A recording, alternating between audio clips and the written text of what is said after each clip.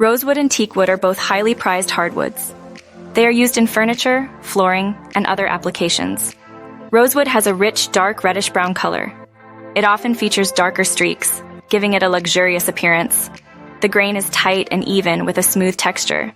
It has a high natural luster, making it glossy even before finishing. Teak wood has a golden to medium brown color. This color can darken with age. It often has a straight grain, though it can sometimes be wavy. The grain is tight and even, with a slightly oily feel due to its natural oils. Both rosewood and teak are very hard and durable. Rosewood is resistant to termites and decay, but can rot if exposed to excessive moisture. Teak is highly resistant to rot, decay, and insects, even in extreme weather conditions.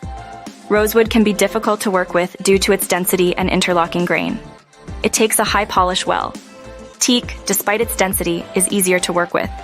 Its natural oils can interfere with gluing but generally make it easier to finish. Both woods are expensive.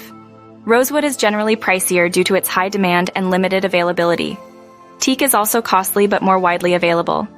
Choosing between rosewood and teak depends on the specific application. Consider the desired aesthetic and functional properties.